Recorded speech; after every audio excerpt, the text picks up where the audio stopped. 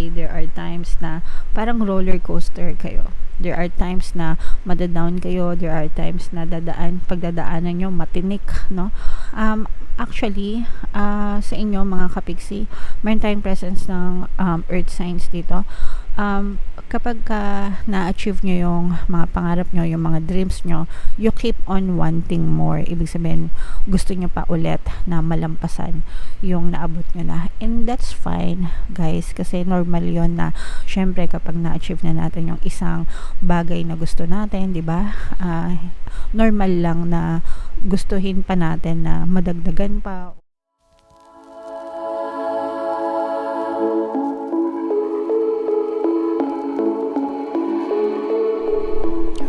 Hello guys, hello Scorpio, welcome back to Pinay Pixie Tarot. Ang pamagat ng episode natin for tonight is past, present, future.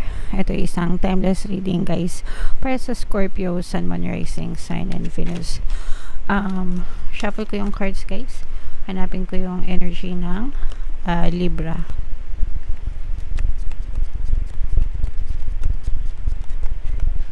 Alright, so Libra guys, kayo ay represent ng Father of Swords sa ating spread. Ito ay combination ng positive and negative energy. General reading lang mga kapiksi.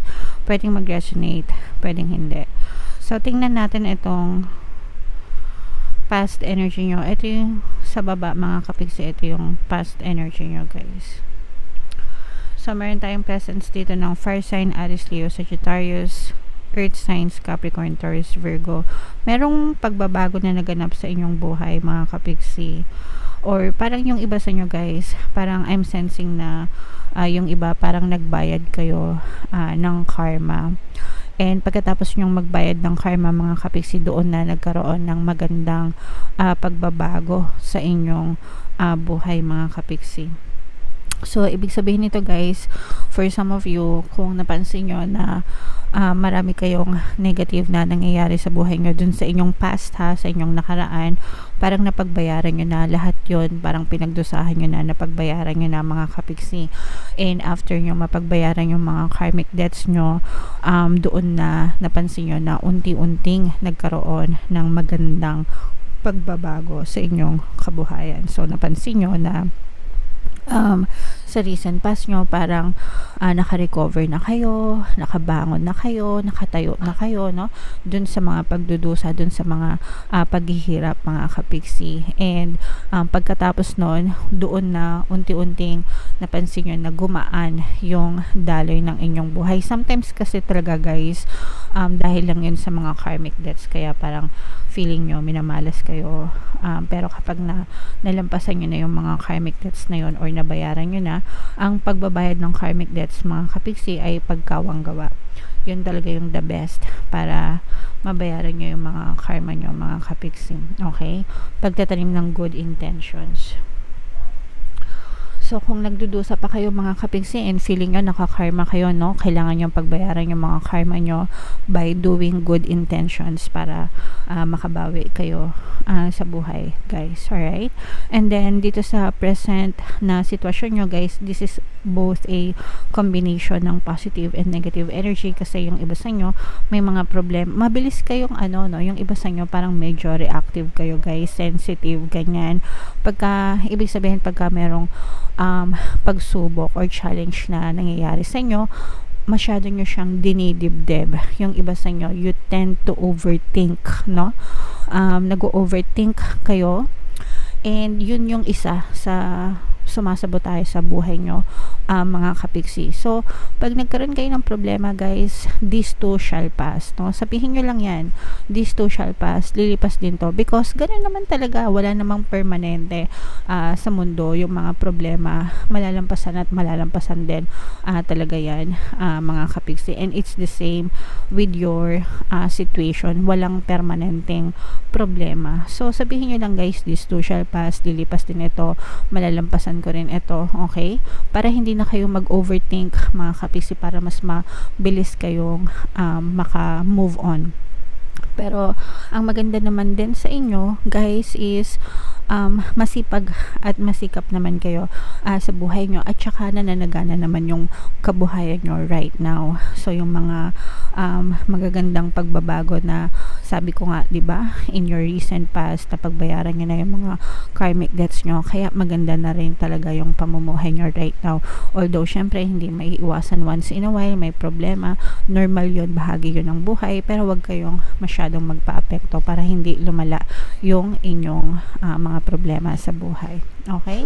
So, i-mind nyo ito guys, mind masaganang buhay, mind maraming pera, para talagang dumami yung inyong kaperahan, mga kapiksi.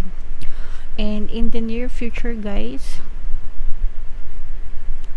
ganun pa rin. Wala pa ring pagbabago sa energy nyo, mga kapiksi. There are times na parang roller coaster kayo.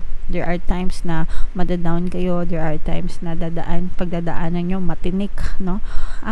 Actually, sa inyo mga kapiksi, meron tayong presence ng earth signs dito.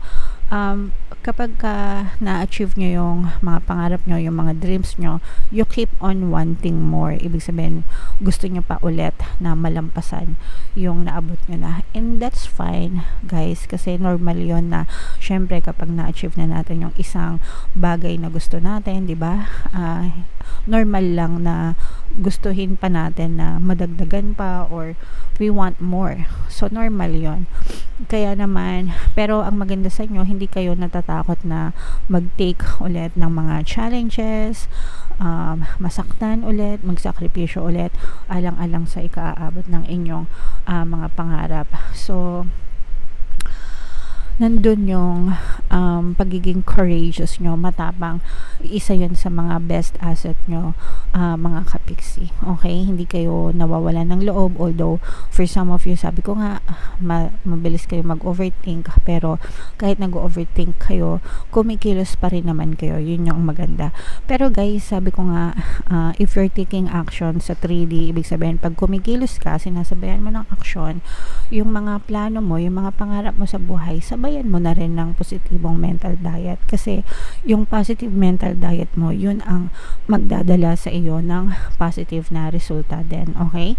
So, sabay-sabay yan guys, pagdadasal, positibong action, at saka positibong mental diet para talagang makarating ka sa rurok ng tagumpay, ma-achieve mo lahat ng bagay na dinedesire mo. Alright? So, i-mind mo na yan, more success, more dreams coming true, more money para sa inyo. Malayo pa yung mararating mo, Scorpio. So, bubuo na tayo dito guys. Tingnan natin yung additional namin sa inyo ng inyong mga gabay. Shuffle natin to mga kapiksi. Habang sinashuffle natin to, panoorin nyo muna yung video natin regarding sa ating paano mag-manifest ng abundance video course. Kapiksi, sawa ka na ba sa mga struggles at hirap sa buhay mo? Masipag ka ba at masikap sa buhay ngunit hindi ka pa rin umaasenso? Ilang beses ka na bang nag-attempt magnegosyo at mag-invest pero palagi ka pa rin nalulugi? Sa pagkakataon na ito ay maaaring may subconscious beliefs ka na nagiging balakid sa iyong pag-unlad at pagyaman. Introducing, paano mag-manifest ng abundance video course. Dito ay matututunan mong ma-overcome ang mga balakid mo para tuluyan ka ng umunlad, umasenso, sumagana, maging matagumpay, successful at maswerte sa iyong kabuhayan, pera, trabaho, negosyo, salapi at kaperahan ng bonggang-bongga. Dali, mag-send na ng email sa pinoypixitaro@gmail.com at simulan na ang iyong pagyaman ngayon. Alright, so sabay-sabay tayo magpayaman mga kapiksi. Mag-avail na kayo ng course guys kasi sobrang ganda talaga niyan. And good news mga kapiksi, dahil ngayong February, no, magbibigay ako ng 200 pesos na discount sa lahat na mag-avail ng course until February 29 guys. Kaya mag-avail na kayo, sobrang ganda talaga niyan. And meron din tayong email coaching, manifest your desires using the law of attraction. If meron kayong mga specific na gusto nyong i-manifest, pwedeng love and relationship, pwedeng money or career, pwede kayong magpabook ng email coaching session with me. Mag-send lang kayo guys ng email sa pinoypixitaro@gmail.com. So, ito guys, yung mga additional na mensahe para sa inyo. Ito, nakita ko to sa inyo, yung pagiging courageous nyo talaga guys. Sobrang tapang nyo. Sabi ko nga, diba, hindi na kayo pinanghihinaan ng loob. Dahil na rin to sa mga ano guys. Excuse me lang. Sorry. Naudlot yung atching ko. Anyway, Etong pagiging courageous, pagiging matapang mga kapigsi, no, na parang lahat susuungin nyo, lahat kakayanin nyo, lahat gagawin nyo, no, para lang ma-achieve yung mga bagay na gusto nyo kahit gaano kahirap, kahit gaano kalaki ng sakripisyo. So, this is one of your best strength mga kapigsi, kaya ipagpatuloy nyo yan, pagiging matapang mga kapigsi. But at the same time guys, be gentle with yourself as well, no? Wag mo din don't be too hard on yourself. Kumbaga, wag mo din masyadong pahirapan yung sarili mo. Kung hindi mo siya ma-achieve ngayon, that's fine. Meron pang bukas, meron pang isang araw, meron pang isang linggo, no? Wag mo rin, kumbaga, abusuhin yung sarili mo. 'Di ba? Kailangan mo rin magpahinga, kailangan mo rin mag-relax, kailangan mo rin mag-enjoy, mga kapigsi. So, wag ka din masyadong maging harsh sa sarili mo. Okay? Alright. So, yeah. Yan ang mga mensahe sa inyo. Scorpio, comment down below guys if feeling nyo nakaresonate kayo dito sa mga messages para sa inyo, and yung mga pinapamind-mind ko sa inyo guys, i-mind-mind nyo na yan sa comment section. Para sa inyo yan. Deserve nyo yan, mga kapigsi. Ito yung ating mga pampaswerte subliminal guys. Pakinggan nyo na para maging ma-asenso talaga yung buhay nyo. And ito naman yung ating success stories ng paano mag-manifest ng abundance video course. Click here to subscribe guys, and click here to join our membership program. Thank you for liking, sharing, and subscribing, and see you again next time. I love you all guys. Have a nice day. Bye bye.